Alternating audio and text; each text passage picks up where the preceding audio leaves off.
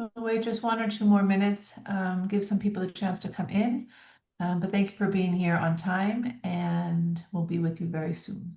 Feel free to say hi in the chat while you're waiting.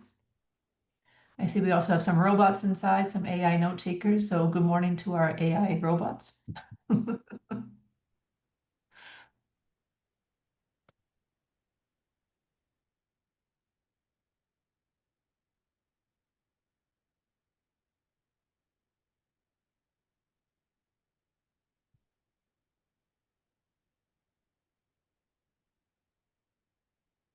Hi, Jennifer. Good morning. Hi, Fanja.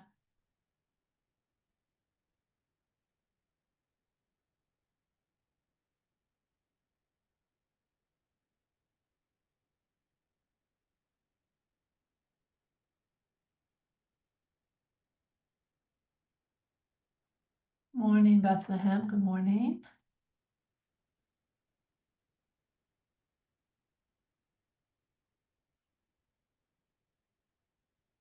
All right, ladies, let's go ahead and kick off. I want to respect your time, and we do have quite a bit to get through today. So, good morning. Welcome back to the Acceleration Program for Female Entrepreneurs. We are super excited to have you here with us again today. Let me just run you through a little bit about what to expect today before we get into the content. This also will give people an opportunity to continue to join us. Hello again. My name is Danielle Anderson. I am going to be your facilitator throughout this entire program, so you will see my face every single week. And today I am also going to be your coach.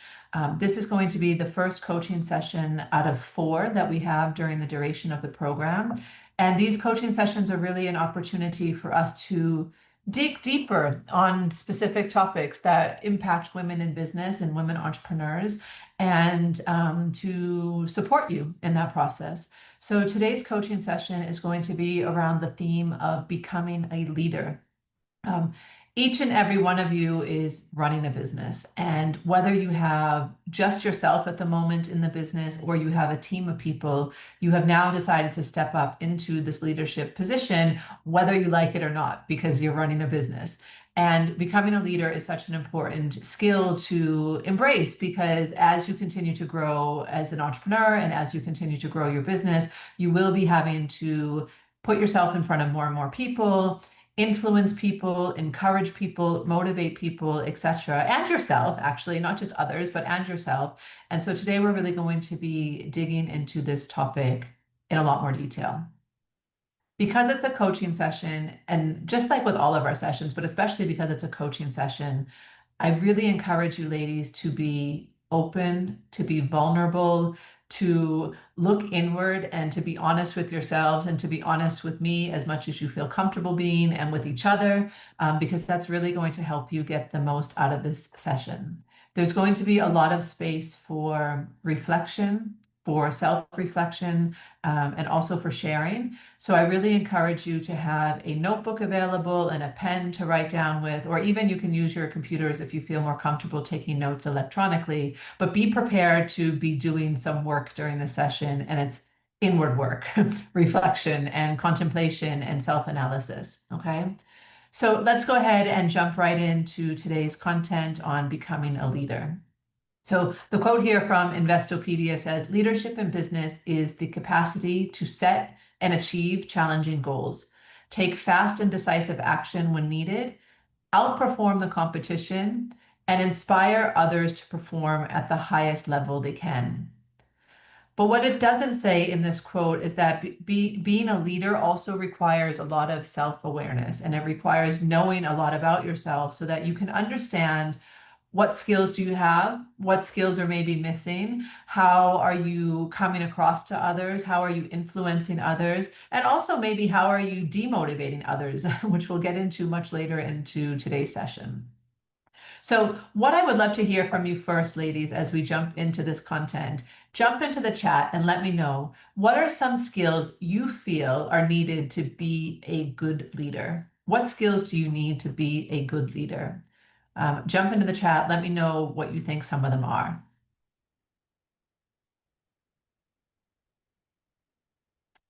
Foresight, integrity, communication. Communication again and again. Soft skills such as empathy, great. Yeah. Emotional intelligence, that's also the same as soft skills. Good. Communication. Good morning, Maureen. Assertiveness, nice. Emotional intelligence, empathy, respect,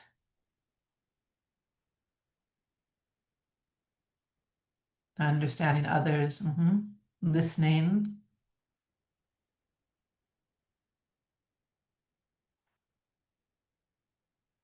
decision making. Yeah, great. Amazing. So, some of the skills that good leaders need, and this list actually isn't very exhaustive. The first one is strategic thinking. So, being able to plan for your business, to see which direction you want to go into, and also to figure out all of those different moving parts that go into running the business. Yeah, we have a list. Yeah, the list goes on.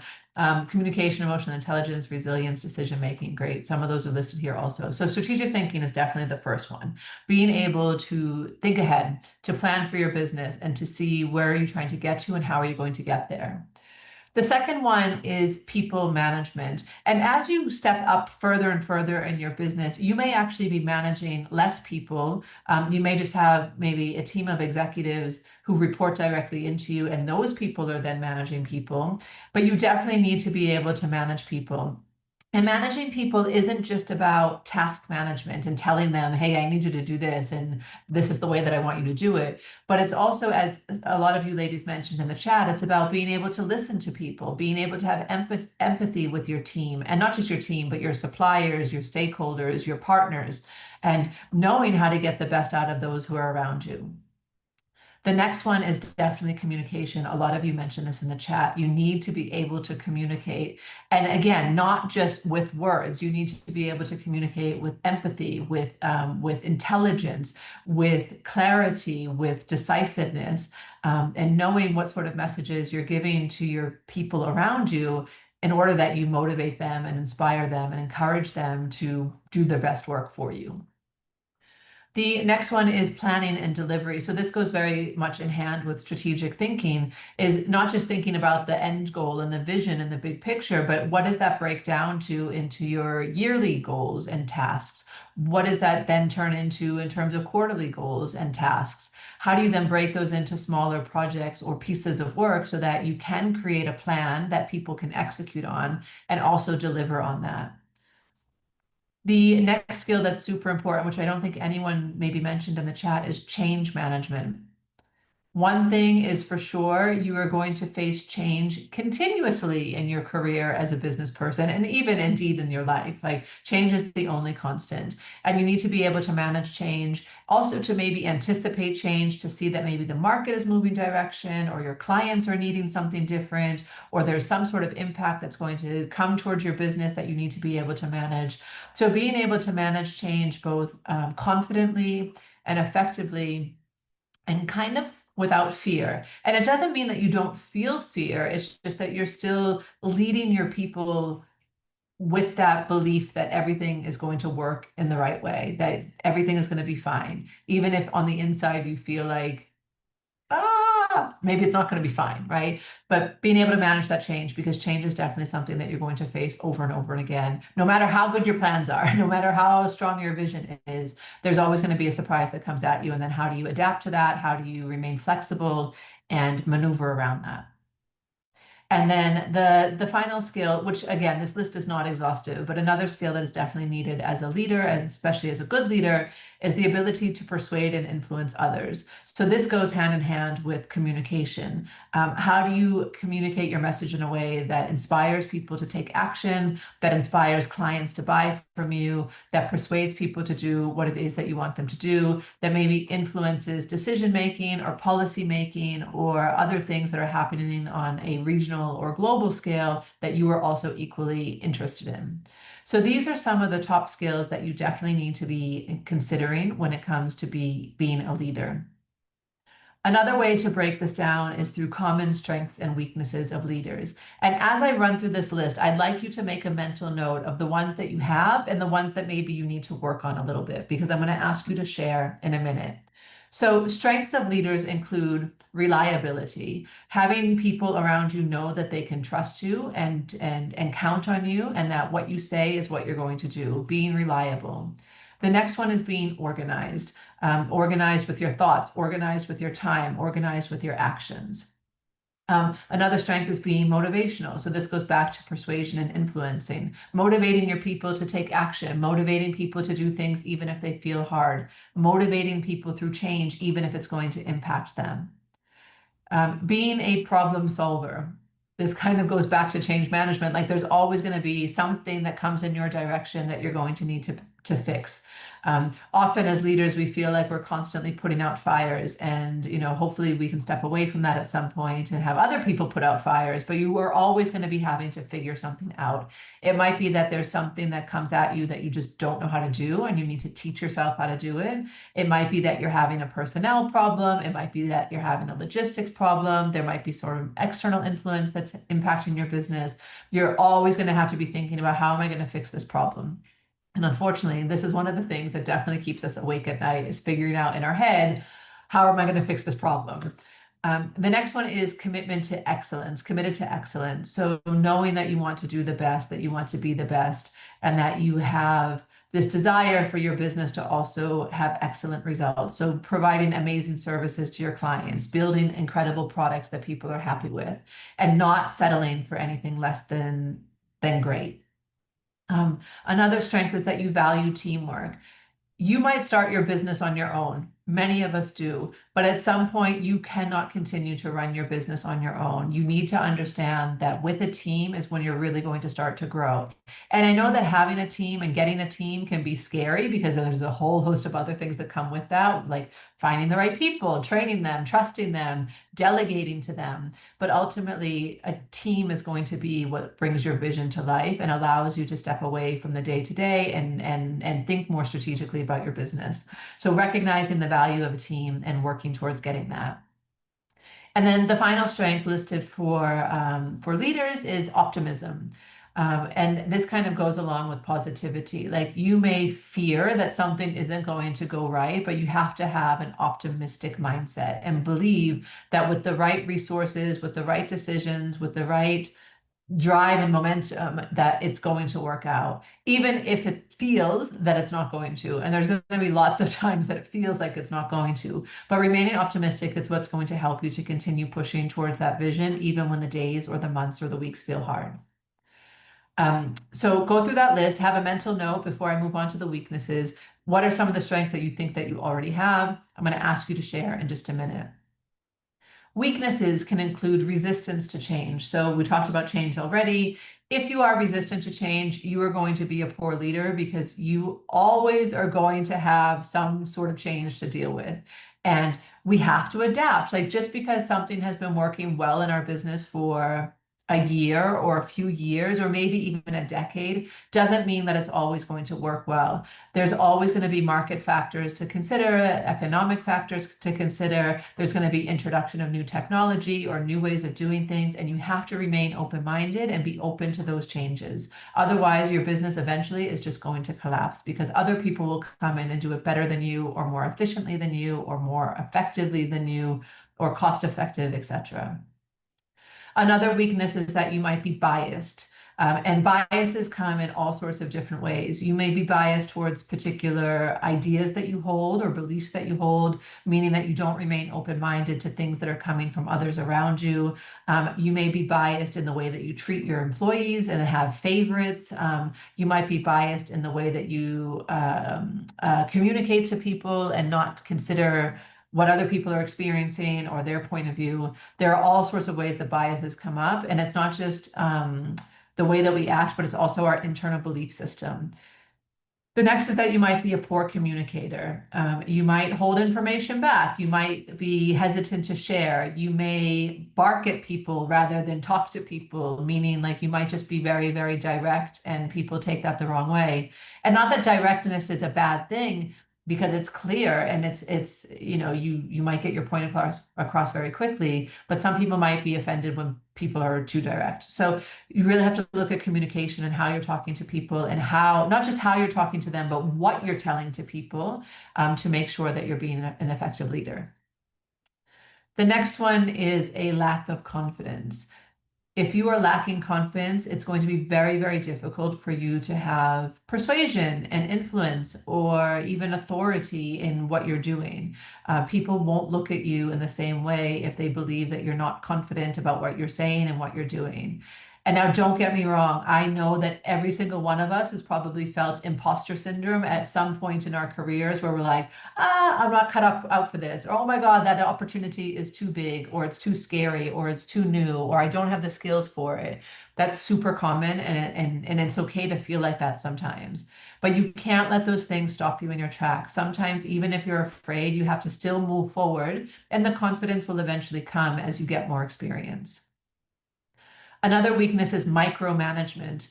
Micromanagement is when you basically are hovering over your team and your employees all the time and dictating every single thing that they're doing in the exact way that they're doing.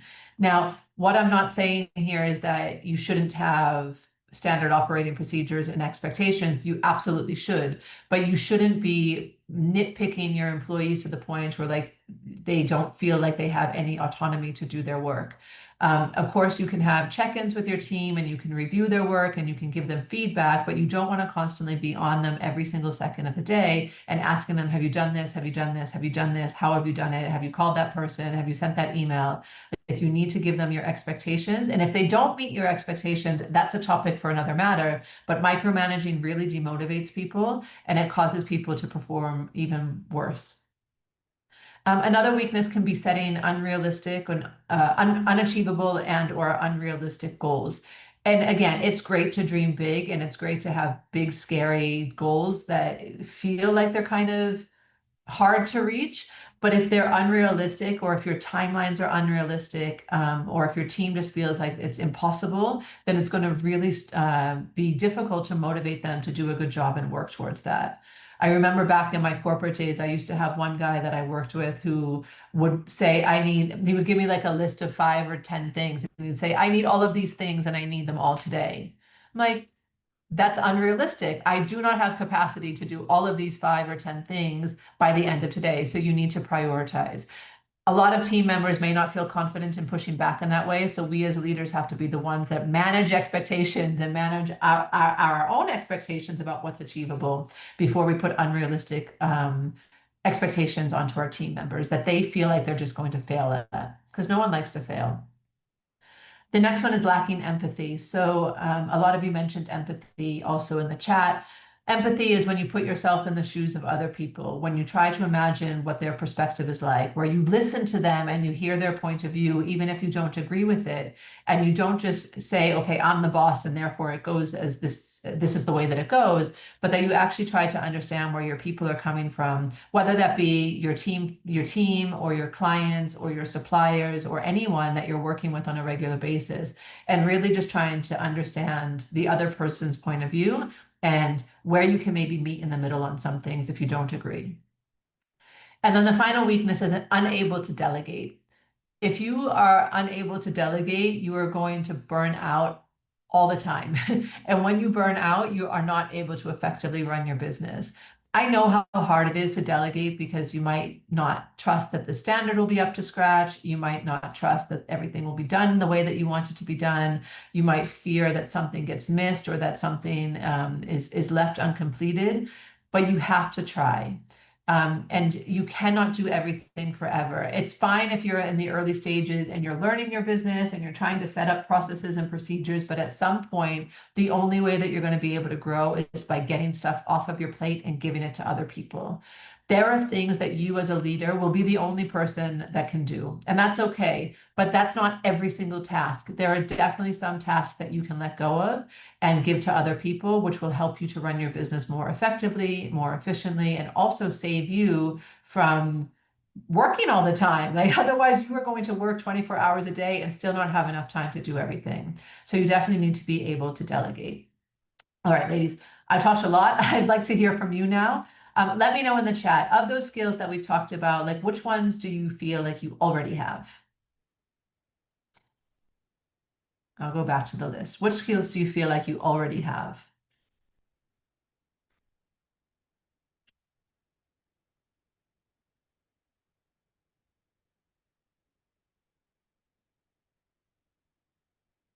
Right. Claudiana says reliable, organized, flexible, and value teamwork. Rebecca says she's a problem solver. Joyce is organized, also a problem solver.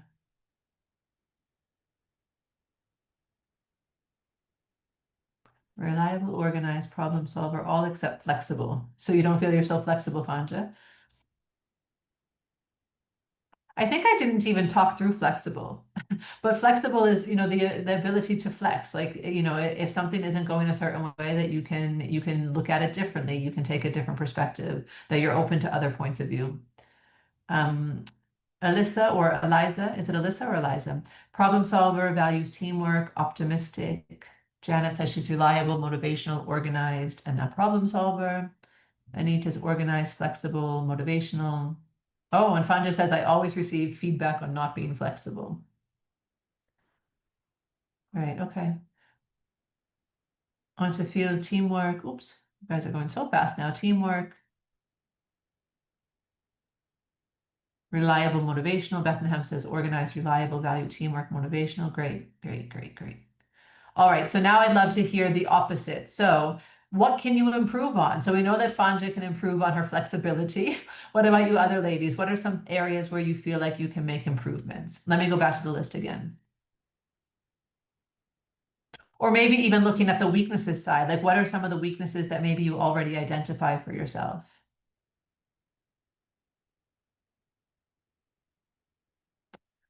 So Fanja asks, this is interesting. Okay, so let me come back to this. Fanja, I'll come back to your question in just a second, okay?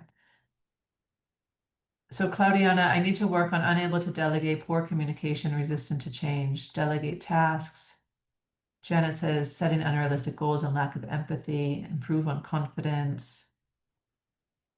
Polina says improve on micromanagement. Rebecca unable to delegate. Anita unable to delegate unrealistic goals. Okay. Oluwa Kemi says poor communication. Gugu also communication and unable to delegate. Yeah. Okay. Thank you for being honest. Bethlehem says unrealistic goals also. Okay. Improve on communication. So some of these things we're definitely going to work on during the course of our time together, not necessarily today, but over the coming weeks. And I'm going to take notes of these weakness areas that you've mentioned so that I can ensure that we cover them in our future coaching sessions.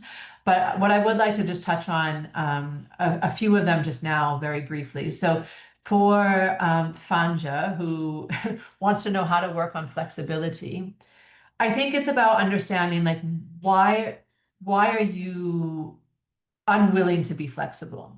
And you don't have to be flexible on every single thing that's presented on you. It's okay to also have a stance that you stick to, right? And not being bent on everything that's coming. But there are some moments where you have to ask yourself, like, is it worth me being rigid? Is there a reason why I'm being so rigid? Like, are you trying to uphold a standard by being rigid? Are you trying to stick to a specific idea that you have that maybe you're unwilling to accept is no longer a viable idea? Is it because you think you're always right? Is it because you don't value the input of the person that's giving it? Like maybe you don't trust that person, maybe you don't think that they have something to contribute. So every time that you're faced with this moment of flexibility or not being flexible, I want you to pause and dig deeper into that moment and be like, what is it that's causing me to feel this way? What is it that's causing me to hold so tight onto my idea or my belief or my way of doing things? And is it worth it? Is it the right decision to continue to make? And the more that you challenge yourself in that moment, the more aware you become about why you do it in the first place. And that's when you can start to eventually become a little bit more flexible.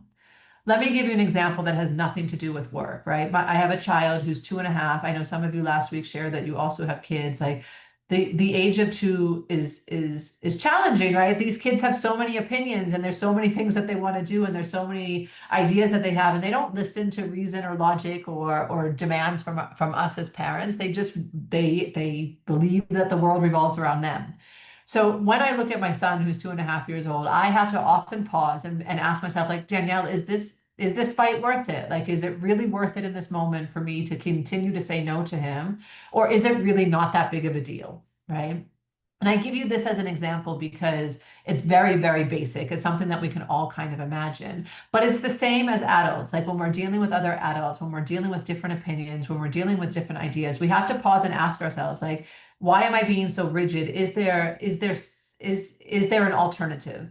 Do I need to continue to be rigid in this moment, or can I just flex on this one thing? And just start to build up that self-awareness in yourself, because that's what's really going to make the big difference.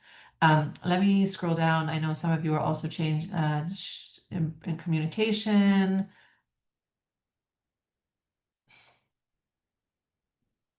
Yes, you're welcome. Okay, the other one I want to touch on, because a lot of you mentioned it as well, is around delegation. Now, delegation, especially in the beginning, you feel like you have to do everything yourself. But what I want to encourage you to think of is an alternative where you do not have to do everything yourself. The way that I became much more comfortable with delegation and also then starting to build out my team is I started to track my time. So I downloaded an app. It's called Clockify. I will share the link with you in the WhatsApp group after this session. But Clockify, it's a free app that you can just use on your desktop or even on your phone, and it allows you to track your time. And what I started to do, and I just set myself a task for 2 weeks. Let me track my time for 2 weeks. Let me see what I'm spending my time on. And I did it, and I did it diligently, and just was very, very focused on making sure that I was capturing my tasks as accurately as possible. And what I realized is that I was spending an inordinate amount of time on admin type stuff, like sending emails or scheduling calendar invites or following up with people, and just like stuff that is not my zone of genius, because my zone of genius is in strategy. My zone of genius is in working with clients, and no one that I can hire at this particular stage, no one that I can hire can be Danielle in the sense of working with clients and delivering content and helping people structure their business.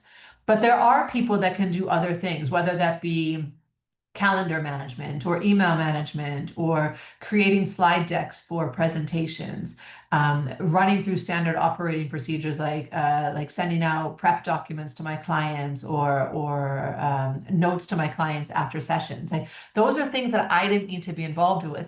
And when I started to see how much time I was spending on that stuff, and I started to realize that if I could get rid of that 3 hours a day or that 2 hours a day of that stuff, what could I use that 2 hours for instead? And I could either use that 2 hours for something more interesting in my business, more strategic in my business, something that's actually going to move my business forward and bring us more revenue or bring me more clients. Or alternatively, I could use those 2 hours for something in my personal life that I was neglecting, whether that be myself or time with friends or relaxing and not burning out all the time, or sleeping, or other things that are also equally important. And so when I had that eye-opening moment of like, oh my gosh, I'm actually spending this much time on stuff that isn't supporting my business. Like, yes, it's stuff that's necessary and getting done, but it doesn't have to be me that does it. I started to become much more comfortable in delegating and bringing people on board. You don't have to delegate everything. For example, I still do not delegate my finances. I still do my accounts on my own. And then just at the end of the year, I'll get my auditor to come in and like a bookkeeper to do reconciliation. But I am the one that looks at my money, because I don't really trust other people to look at it. And two, I care about it. I want to see what my numbers look like, and I'm comfortable with finances. For others, like you might want to delegate that task because it scares you or it makes you feel uncomfortable or you just don't do it. So start small. Start with the things that are not that they're not important, but like start with the things that don't make a huge difference if they have small mistakes from time to time, right? And just build up that muscle of delegating. It's the same with building that muscle of flexibility. The more that you do things, the easier it becomes to do. And ultimately, your business will only grow if you're able to get rid of some of that stuff. And sure, you might do everything great. You might have taught yourself all of the skills. You might continuously learn all of the skills so that you can run your business the way that you want to do it. But I promise you that there's other people out there that can do things equally, if not even better than you can on certain stuff. So start to be aware of that. And even if you don't feel ready yet, just, build up that awareness again of like, where are you spending your time and how can that time be better used in other areas? And that's how you step into this leadership role, is being able to build up these muscles of delegation. Okay. Whew, I'm talking a lot, and I want you ladies to be talking, but this is important stuff, and I will make a note of these things that you've mentioned so that we can definitely come back to them in later sessions and make sure that I'm continuing to support you into building up these skills for yourself. Okay. I would now like to talk through three different types of leadership styles and see which one resonates most with you. So these are six leadership styles that have been penned by a guy called Daniel Goleman back in over 20 years ago, back in 2002. And these are the typical six styles that you may fall into. So the first is commanding. A commanding leader will operate as do what I tell you. They're not really flexible. They might not have any room for empathy and hearing other people's ideas, but they'll do what I tell you. I expect you to follow my orders. The next one is visionary. So a visionary leader will be, come with me. Come with me on this journey. We are in this together, and I want you to get to this end place that I'm trying to get us to. An affiliative leader will say that people come first. So affiliative means that they want to do things together. They collaborate a lot. They listen to the ideas of other people. They want to have partners by their side coming on, again, like coming along with them, but putting their people first. Like the interest of their people is the thing that matters the most over profits, over recognition and other accolades. They care about their people most. The next type is democratic. So a democratic leader will often look for ways to get buy-in from the rest of their team and ask them, what do you think? What are your ideas? And try to get consensus and moving forward on a particular direction with the buy-in from the people that are around them. A pace setting leader will say, do as I do now. So when you think about a pace setter is someone who's running alongside somebody else, and they'll set the pace that here's the pace that you need to be running at if you want to hit that time that you're looking at. So a pace setting leader will often change their energy based on what's happening around them. So if they're hitting a particular goal, you'll see that that leader is also staying late into the night, working hard and putting in the hours to make that goal happen alongside their team. They're not just checking out at 5 o'clock and leaving other people to do the work. So that would be a pace setting leader. And then the final one is a coaching leader. So a coaching leader will give advice, not advice necessarily, but encouragement. Like, why don't you try it this way? Or have you considered this? And really try to support their team to come along with them, but in a way that also grows that individual. So I'd love to hear from you ladies again, like what type of leadership style do you feel you resonate most with? And it might be different depending on the circumstance that you're in, but I would like you to decide, like, in general, my primary leadership style is this one. So again, jump into the chat, let me know what you think. What type of leader are you?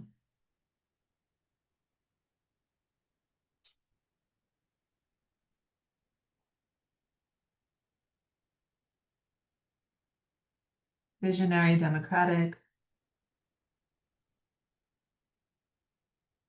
mixed. Yeah, you'll likely be mixed again, depending on the circumstance and the people that you're working with. Jennifer says mixed, but more democratic. Visionary, pace setting, democratic. Nice. And the truth is that you do often need to flex. Like, for example, there might be times as a leader where you have to be commanding and you have to say, do what I'm telling you to do because this is the moment that you just need to do it this way.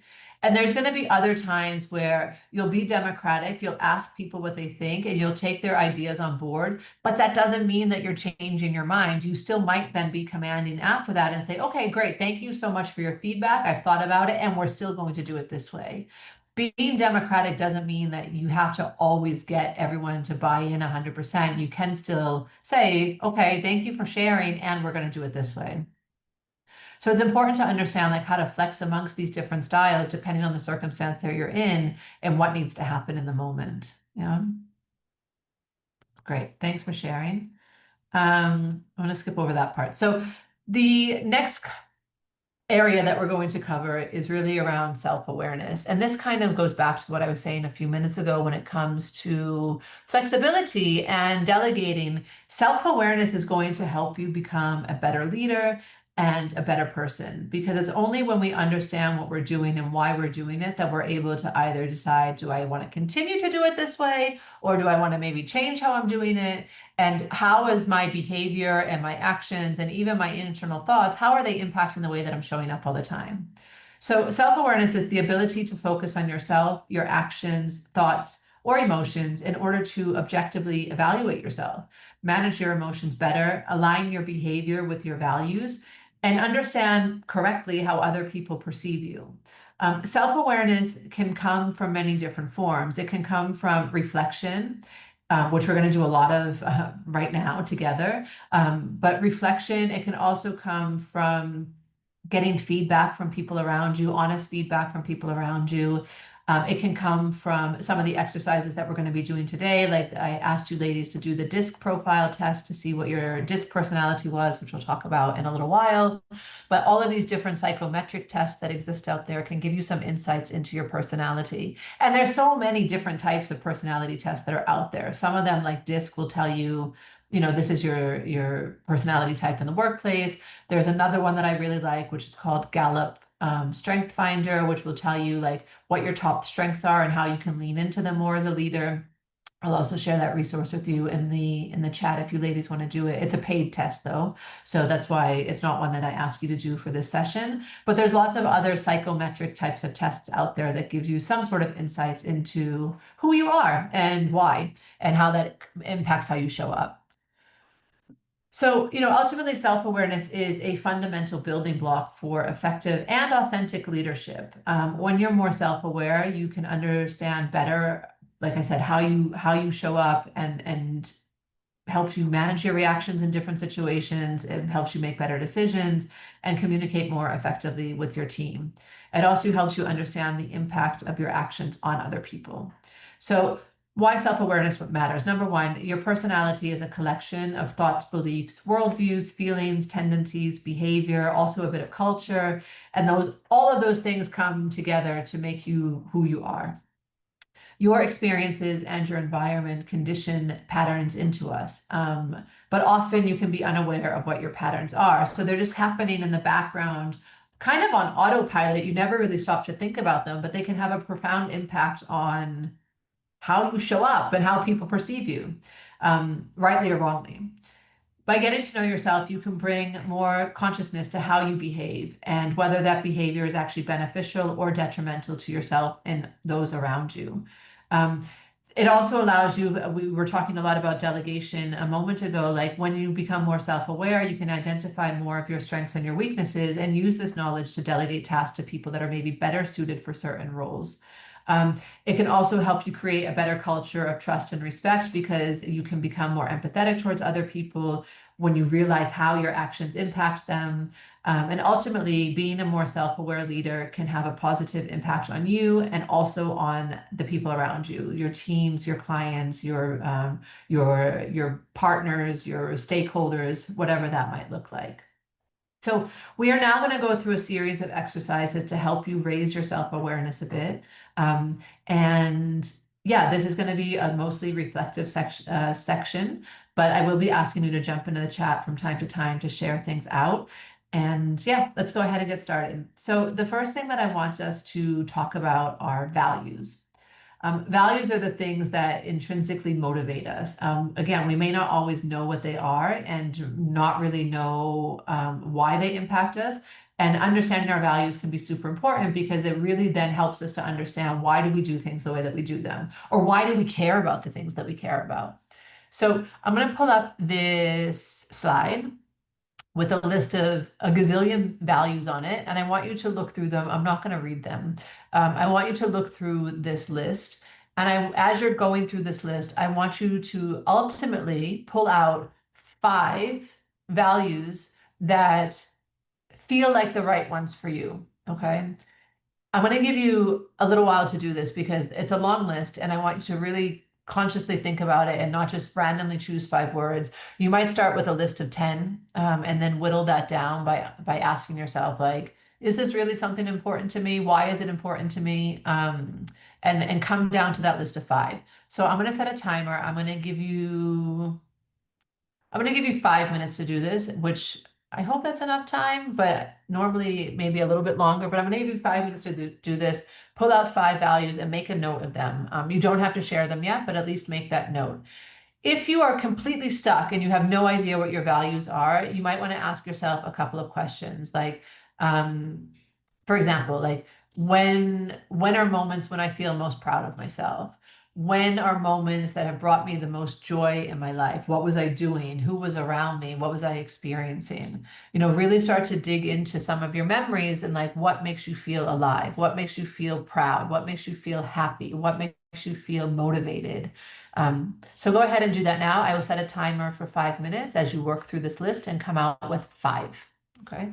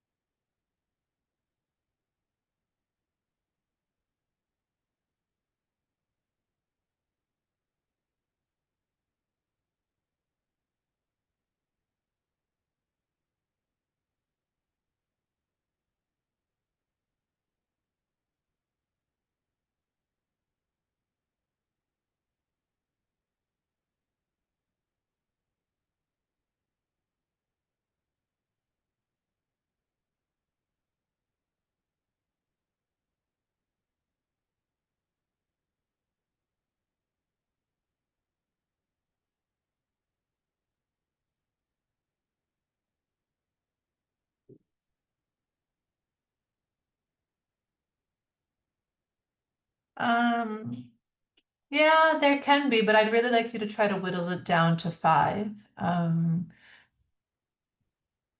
because the next part of the exercise is going to ask you to go into them in a bit more detail. So if you have more than that, it will be a little bit more challenging.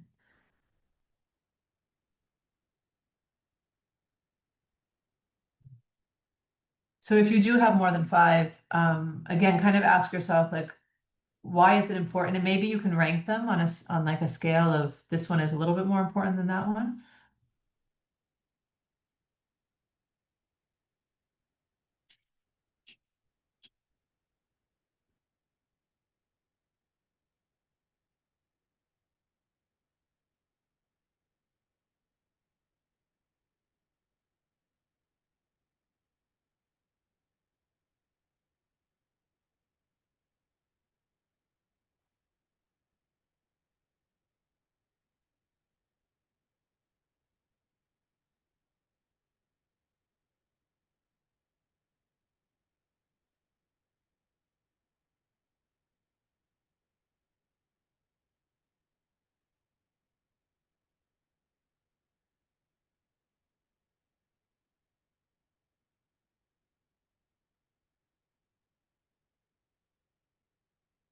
For those of you still working through it, there's about 2 more minutes left for you to work out what your top 5 are.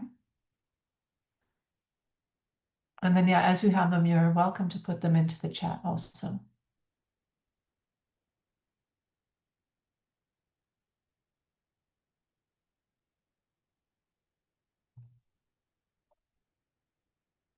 Anja, as I look at yours, one is commitment and one is determination, and I wonder if that impacts your flexibility. Hmm.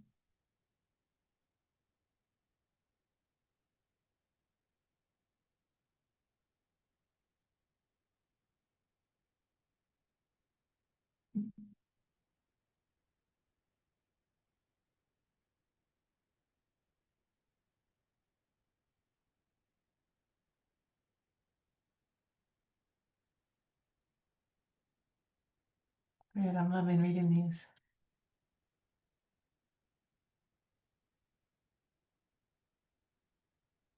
Final minute, ladies.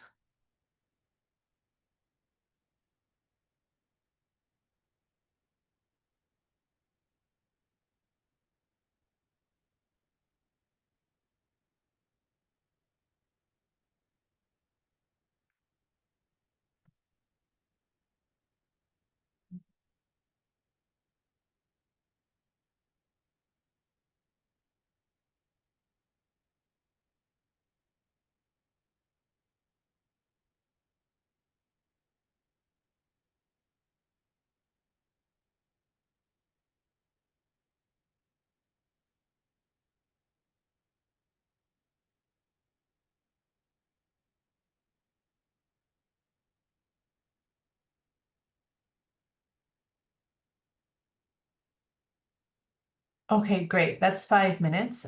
So now I would love you to answer these questions. And for yourself, you don't have to put these ones into the chat, but this is now where the self-reflection comes in. So you've now identified your top 5 values. And for each of them, I'd now like you to write against them. And some of you have done this already in the chat, but I want you to have it for yourself. Um, for each of these values, why is it important to you? So go through them each one by one. So Polina, I'm just looking at yours because it's the last one I see in the chat right now. So like education, adaptability, resourcefulness, accuracy, and credibility. For each of those, why is education important to you? Why is adaptability important to you? Et cetera, et cetera. Then I want you to consider what are 1 to 2 behaviors that you're currently exhibiting that support that value. So again, Polina, just using yours as an example because it's here, like if one of your values is education, what are 1 or 2 ways that you are living in that value? So maybe it's that you're constantly learning or you're enrolling in another program, a course, or even a program like this one. Maybe it's that you're investing in other people's education. For adaptability, what are 1 or 2 behaviors that support that? I then want you ladies to consider which behaviors are out of alignment with your values. So maybe uh, I'm just going to pick on one other person. So Zamzam, you're right above. So yours are loyalty, optimistic, freedom, and attitude. If one of your values is freedom, and freedom can mean lots of things, so lots of different things, right? Freedom can be financial freedom, it can be time freedom, it can be creative freedom, it can be freedom of choice, it can be freedom of location. Whatever it means to you, what are behaviors that are out of alignment with your values? So for example, if freedom is important and the definition of freedom to you is financial freedom, but you have $10,000 of debt, that would be a behavior that's out of alignment with that value. And then finally, what can you change to better lead in alignment with your values? So as you think about these behaviors that maybe aren't the right things, that are not supporting your values, or even if you think about the context of which you're working in, maybe there's things that need to change in order for you to live more authentically in your values. So I'm going to give you 10 minutes for this because it's a bit of a meaty exercise for you to work through each of them. But just go through each of these questions on your own, in your notebook, or on your computer. For each of your values, why is it important to you? What are 1 or 2 behaviors for each of them that support the value? Which behaviors are out of alignment, and what can you change to better lead in alignment with your values? And I will go ahead and set the timer now for 10 minutes. If you have questions, pop them into the chat. I'm going to go on mute also because my little boss man has come in and he's going to start making a lot of noise.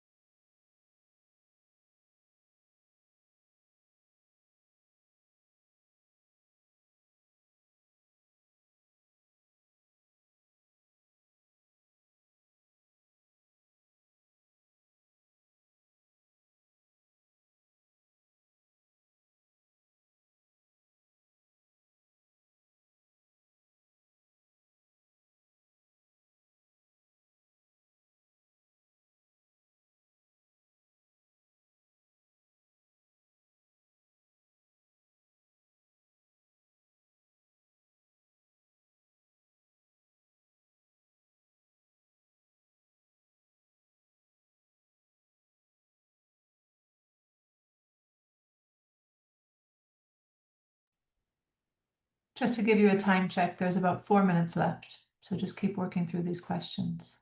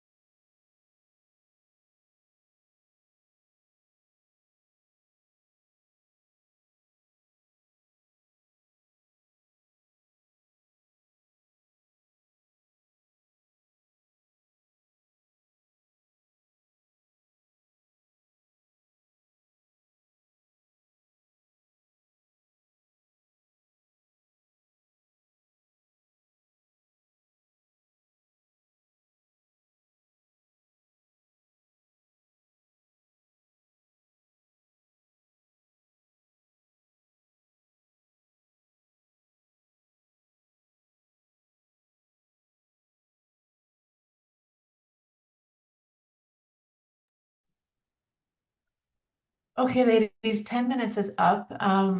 I hope that was enough time. I can't really tell from the videos because not all of you are on. I know that Dina has shared this exercise feels like peeling an onion layer by layer, uncovering parts of myself. It's both unsettling and revealing at the same time.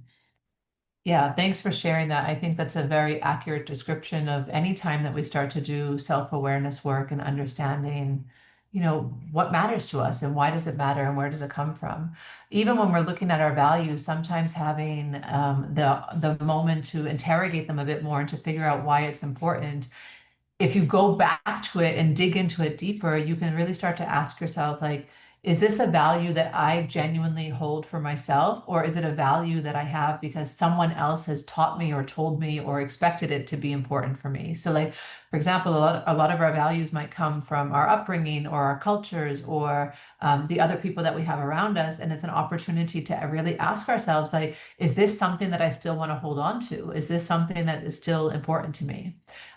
So if 10 minutes wasn't long enough, I apologize. There is a lot to get through still. So you can always come back to this exercise later and go into it in more detail to really ask yourself, like, am I living true to my values? Well, one, is this value something I actually want to hold on to? And two, am I living in integrity with it? And if not, what changes can I make to really align better to what I say is important to me? Um, so thanks for sharing in the chat for those of you who have. We're now going to do another exercise, which is around uncovering your purpose. So your purpose is well, especially like your leadership purpose. Your purpose is who you are and what makes you unique and distinctive. It's not what you do, it's not how you do it, and it's why you do these things. And your purpose as an individual is going to sometimes be similar to your purpose as a business, but oftentimes they're still going to be very separate. So we're going to dig into this exercise in more detail now and really try to find that little pinpoint in the middle to uncover what your purpose is. So the first step is to look for your passion. So answer these questions for yourself. The first one is, when have you felt a sense of meaning? The second one is, when have you felt most proud of yourself? What were you doing? The third is, when have you been at your best personally and professionally? And then after you have the answers to those three questions, you then want to look at all of those different attributes and decide which 2 to 3 are your most valuable. So I will set the timer again. This time, take 5 minutes for this portion. When have you felt a sense of meaning? When have you felt most proud of yourself? What were you doing? When have you been at your best personally and professionally? And from all of those memories, distill that down into 2 to 3 attributes that are the most valuable for you.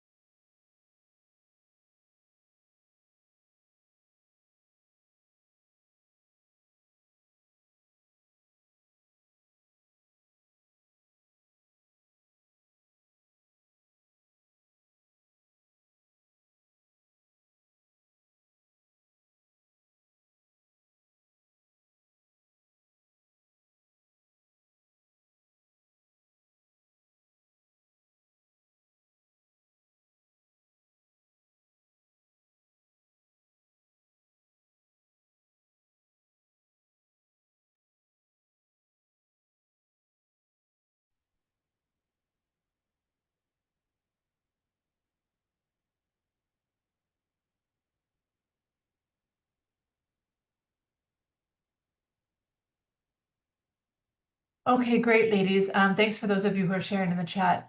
It's not necessary, but I always love to read what you're saying. Love it. Okay. The next one is that you're going to look for people. So when you look back on those memorable moments, who was there? Who were you serving or working to help? And here's where you want to be really specific. So I see that some of you are already sharing some of this, like and making a positive impact on receiving positive feedback from customers.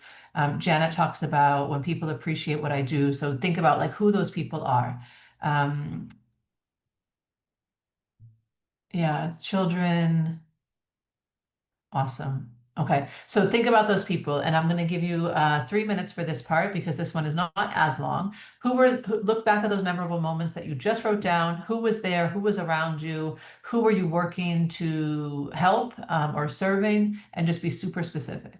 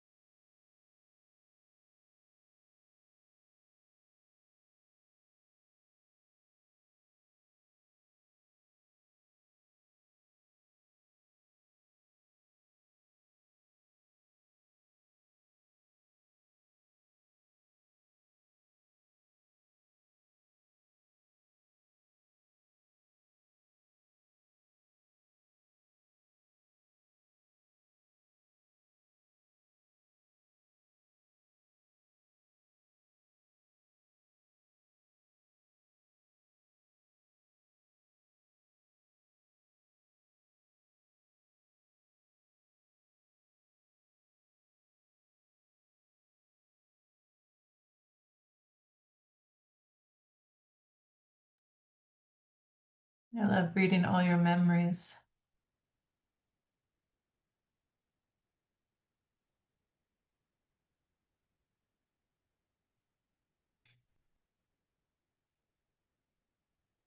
Beautiful. Lots of things about mentoring, seeing how people are inspired,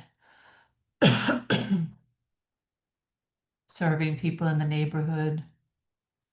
Beautiful. Okay, awesome. Next step is to look for impact. So and you already started to put this in the chat as well, like when you consider these people that you've mentioned, what impact did you make on them? How did they benefit from the work that you do? And what other impacts you want to have on those around you, and what positive impact can you have on a specific situation or even the world at large? So again, take another 3 minutes to think through these questions. Some of you have already answered it a little bit in terms of the people. So just think about what impact did you make? How did these people benefit from the work that you do, or the talk that you gave, or the support that you offered, and what other impact you want to have on the people who are around you?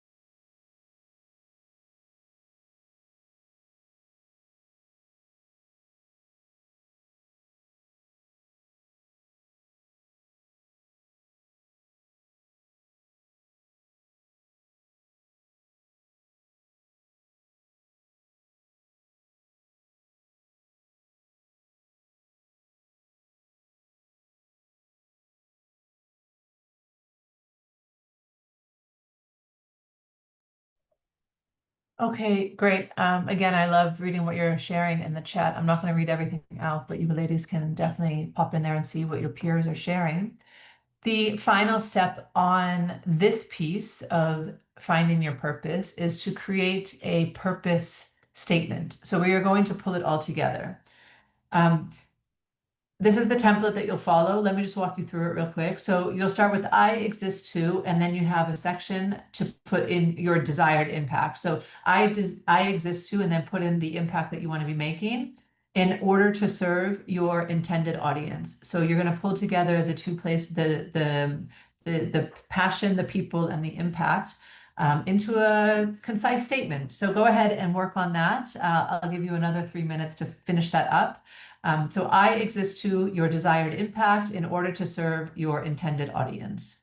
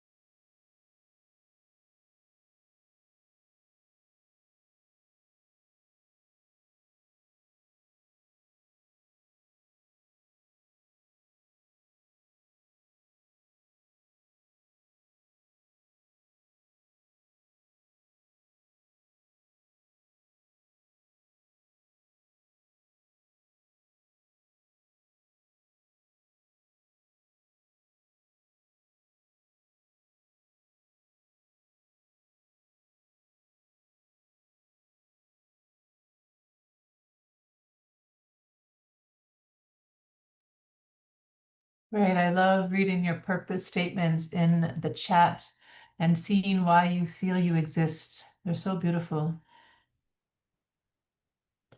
Amazing. Thank you for sharing these, ladies. And I want you to carry these with you. As we continue to move through these different phases of this program, I'm just continuing to read them and put hearts on all of them. As we continue to move through these different phases of the program, the reason that you exist and your purpose is definitely going to impact the way that you shape your business and your teams and your partnerships and the clients that you're trying to reach, or even the beneficiaries if you're working in more of a social impact type of space. So I really love these. Thank you for taking the time to work through them. I'm conscious of the time. There's two more things I want you ladies to get through under the self-awareness piece. The next one is around your motivators. So individuals are motivated in different ways. There might be extrinsic motivation, which means that you are driven to receive rewards and avoid punishment. And there's also intrinsic motivation where you do something because it's enjoyable or meaningful to you. Understanding your own motivations is important because they inform your actions and your behavior. For example, you might be so focused on an extrinsic reward that you don't consider what is in the best interest of others. Plus, your team is going to be watching you, so you want to understand what you're demonstrating to them. The other reason why understanding motivators is important is because it helps you to understand that different people are motivated by different things. So today we're just going to talk about your own motivations, your own motivators, but you might also encourage your team to share, to think about and to share what their motivators are, because ultimately that might help you get better performance from people, better output from people, better satisfaction. For them, like they feel more satisfied by their job because they might be motivated by things that don't really matter to you or that matter less on your scale. So the top motivators that we tend to have are these seven. It might be purpose. So you might be motivated by this purpose that we just put together on the previous slides. You may be motivated by autonomy, so being able to make your own choices, to go in your own direction, to do things on your own, and not necessarily always on your own, but the autonomy to make those choices for yourself and to go in the direction that you choose. You might be motivated by relationships. You may be motivated by progress and continuously making progress towards a particular goal or particular outcome. You may be motivated by mastery. So becoming an expert at something, becoming a master at something, being known as the best in your field.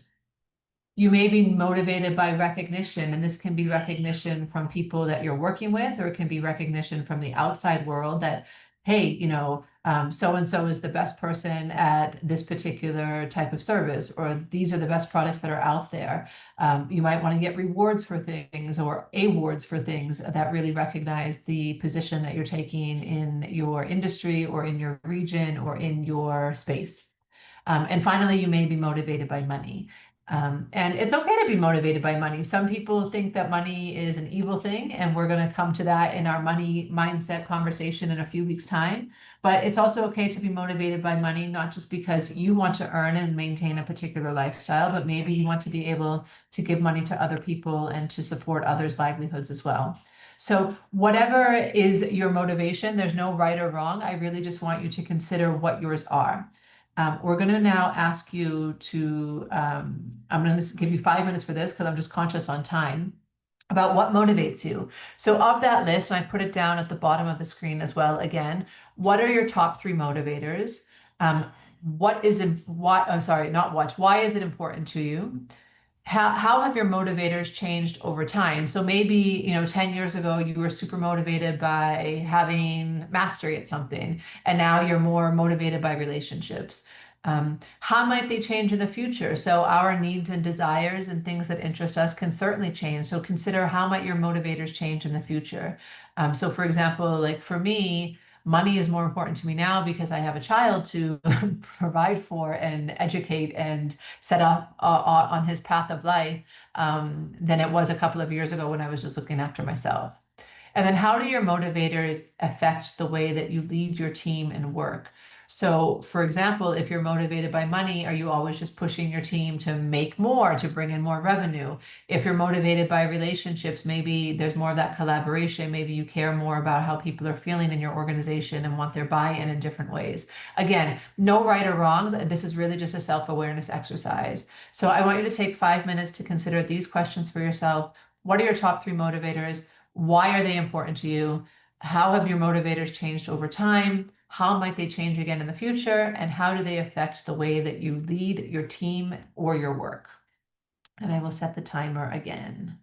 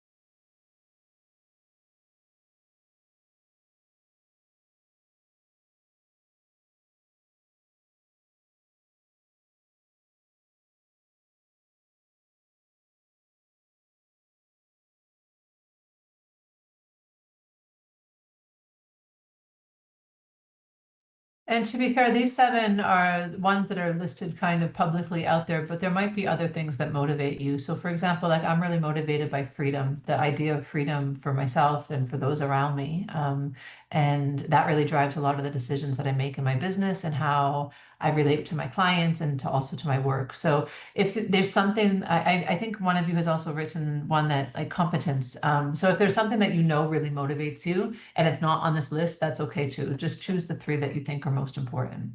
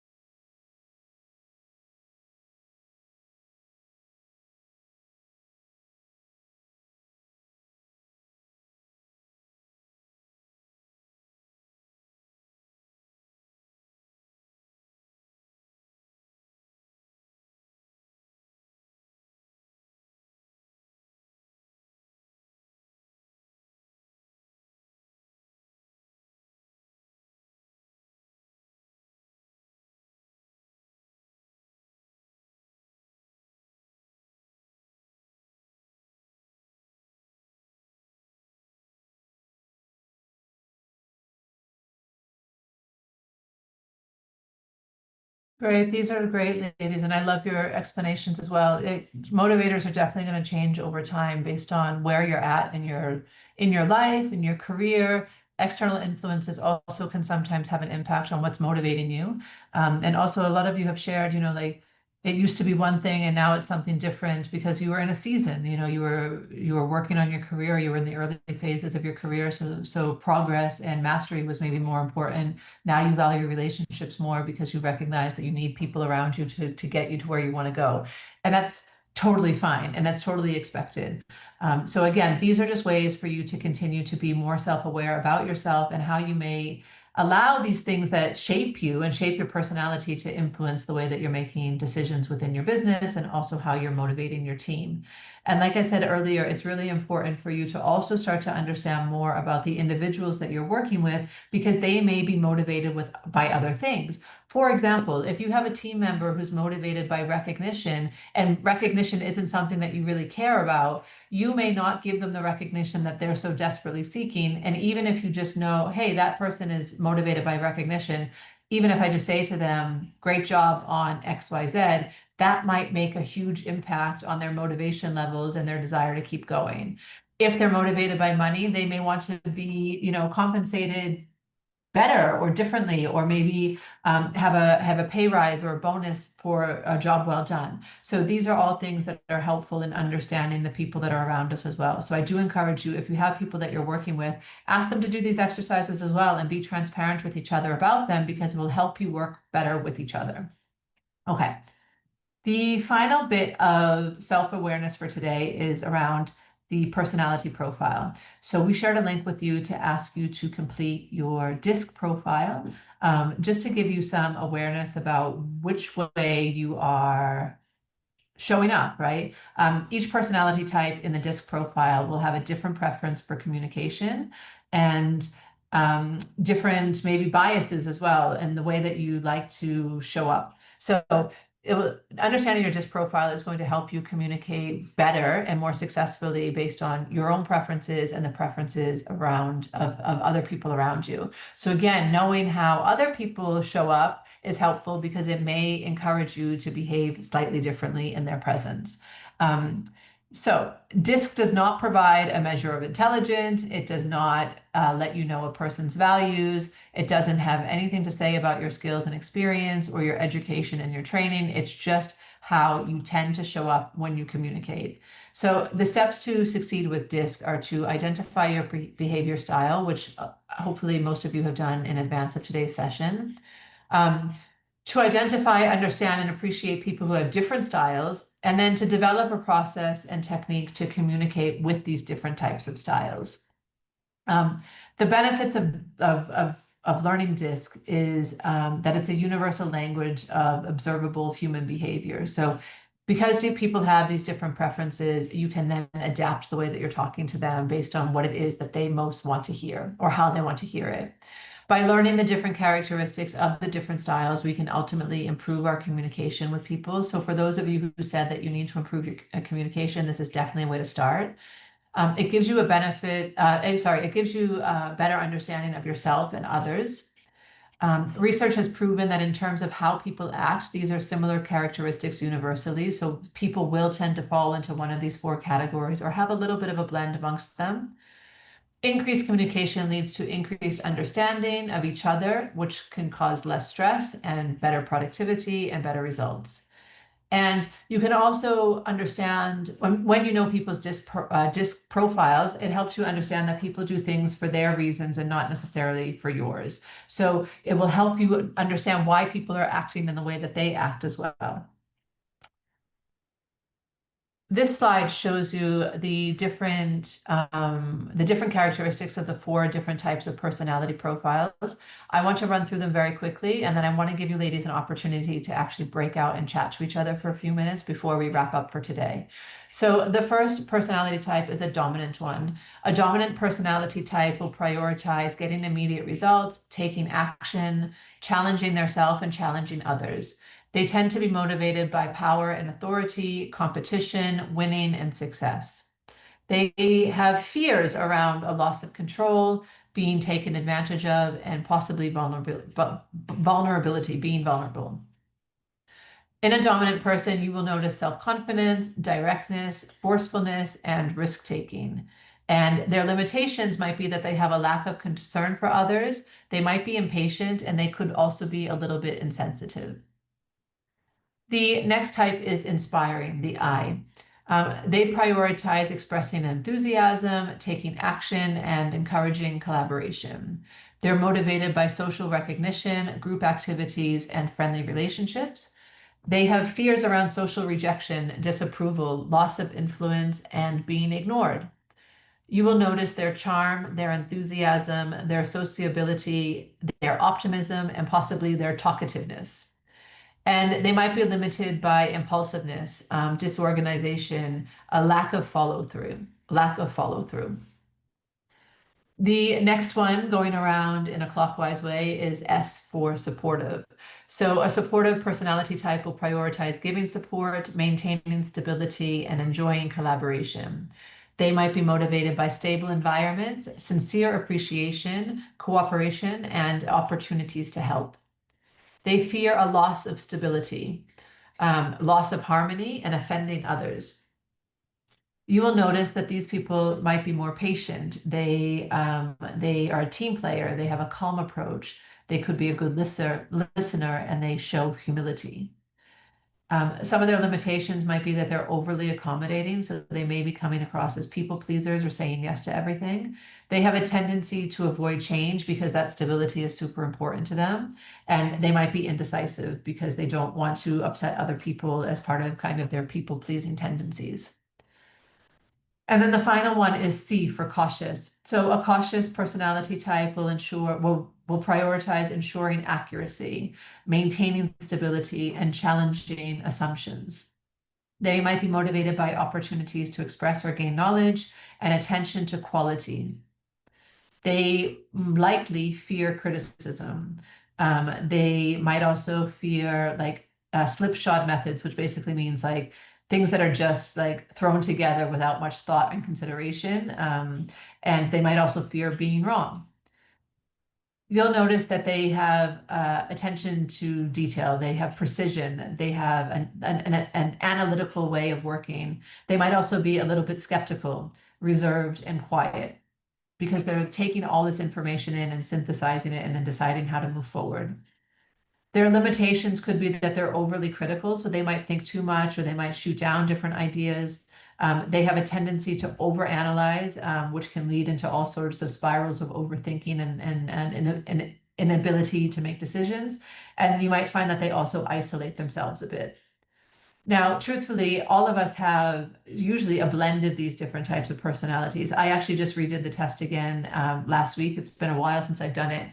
And D, S, and C for me are actually all pretty even, with only I being much, much lower down. And that's very different to when I first took this test 20 years ago, where D, the dominant personality, was a much higher score than any of the others. That was definitely my leading personality. And yeah, as Maureen says, you might exhibit your 4 personality traits in different situations, and that shows an ability to be flexible. So there may be times where you do want to dominate, where you do want to lead, where you do want to hear your opinion being heard, and there might be other times where you become more supportive of other people and what they're going through. So what I want us to do now is to jump into our breakout rooms. Christina's going to put you ladies into the breakout rooms again. You are going to go back in with your buddy, so the one that we paired you up, the woman that we paired you up with last year. And just based on time, we're going to only spend about 7 minutes in the breakout room, but I want you to share with each other, which personality type do you have? How do people react positively to this approach? How do people react negatively to your approach? And how can you maybe flex your personality in different situations to get better results? So I'm going to copy and paste these into, can I do that? Let me also stop sharing my screen so that I can. I think some people are still coming back into the room. I'm just conscious of the time. I know we're a few minutes over already, and I don't want to keep you super, super long. But I would love to hear from you in the chat. Like, what questions might you have? What reflections have you had as we've gone through all of the self-awareness this afternoon? Let me know. Just pop it into the chat if you want to chat about anything, if you have questions about anything, and I'll see what you have to say.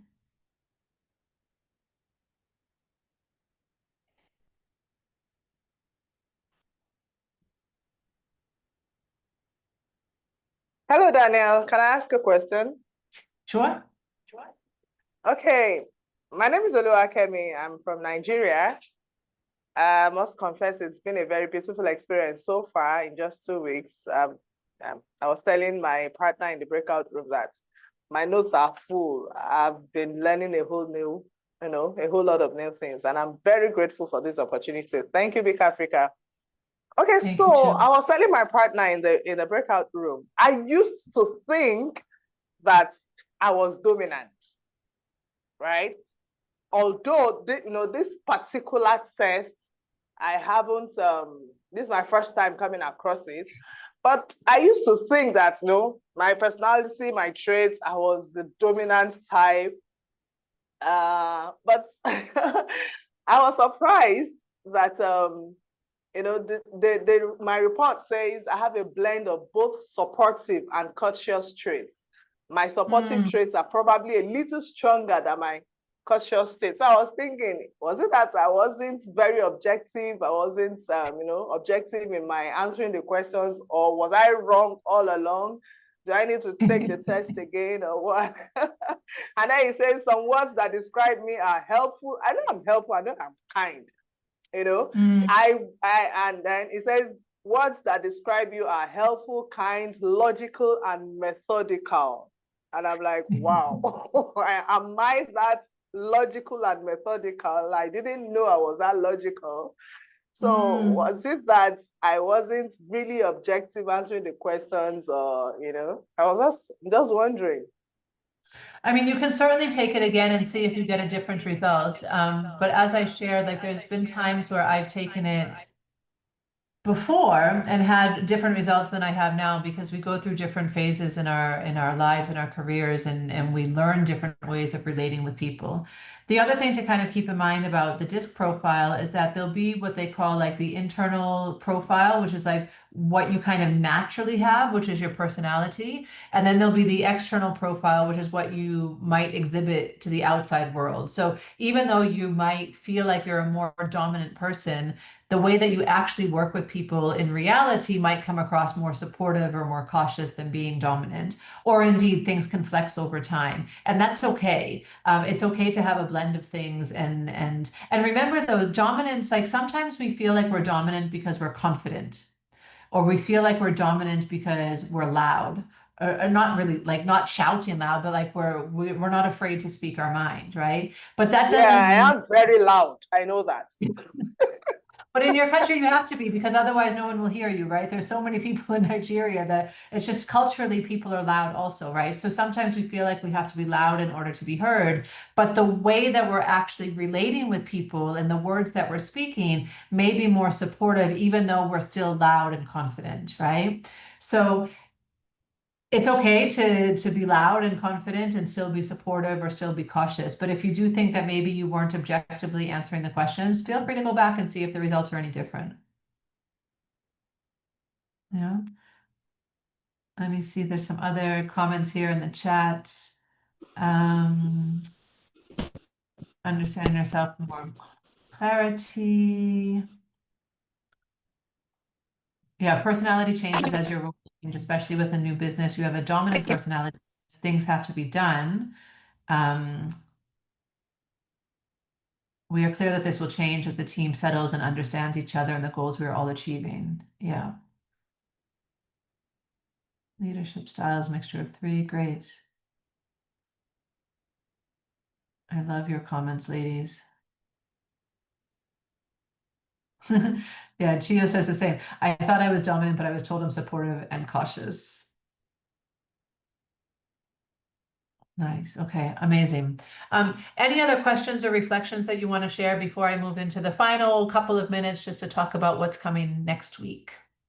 Feel free to put them into the chat if you have anything you want to ask. But I'm super excited to see that this was eye-opening for you. I am glad that I was able to support you today in learning more about yourself, and I'm encouraged to see how this transforms the way that you show up in your business and also with the people who are around you, especially as you step into this role of leadership. Because as I mentioned at the very beginning, you may be a solopreneur at the moment, or you may feel like you're the only one in your business, but as your business grows and as you grow, you will become a leader. You will become someone who inspires people and motivates people. And maybe you're already there. Even if you don't have a team, a lot of you share that you're making an impact in your communities, you're making an impact with your clients. People are looking up to you and they're inspired by you. And those are all leadership traits. And quite frankly, you wouldn't be in this room with all of us if you weren't already a leader of some sort.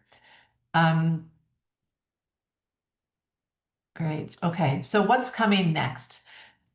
Next week, we are going to have your first training session, which will be with Yana. I will be here, of course, as well, because I'm here for all of your sessions, but Yana will be covering the first training session, which is on what? So crafting your unique, oh, sorry, on why. Oh, I'm jumping ahead. On why, which is around mission-driven entrepreneurship and finding your why.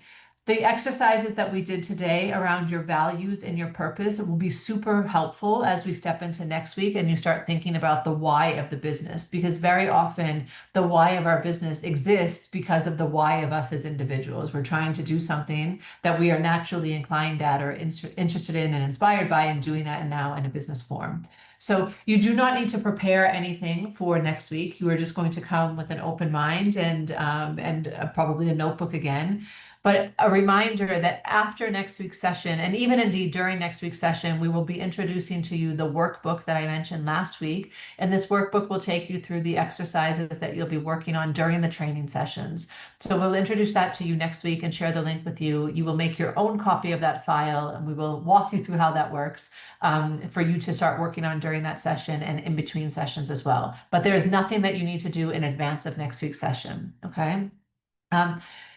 Some useful links as always. So all of the slides and recordings can be found in the Google folder, which has been shared with you, which will also be shared with you ongoing. Christina, maybe we can even add it into the description of the group if it's not there already, so that you ladies can access it very easily. If you're not already in the WhatsApp group, you could scan the QR code that's on the slide and you can join us in there. I think most of you are there already, but if anyone is missing, then please do come back in. And we will see you every Tuesday from now until the 22nd of July. The Zoom link and passcode will always remain the same. All right. Thanks, So Daniel. Yeah, thank you maybe so just much. to add, Oh. yeah, sorry, just one thing. For the mentoring component, it's still quite early. The deadline will be the 27th of May, but maybe it's good that you already think a little bit about it and maybe start working on your one-page motivational letter, because if you're interested to have a one-to-one mentor, as we said in the previous session, the deadline will be the 27th to submit it to myself, to Robert and David. So we will still remind you next week, but just to have it in mind. Thanks. Perfect. Yeah, great. Thanks, Christina, for that. So thank you so much, ladies. Thank you for your time today. Thank you for your vulnerability today and for, stepping outside of your comfort zones and digging deep into yourselves to learn more about these different things that we spoke about. I will see you all again next week on Tuesday, same time, same place. And until then, have an amazing week ahead. Take care. Bye. Thank you. Bye, everyone. Thank you. Thanks, Danielle. Bye. Thanks, Thank Julie. you. Bye-bye Bye. for now. Goodbye, Emma.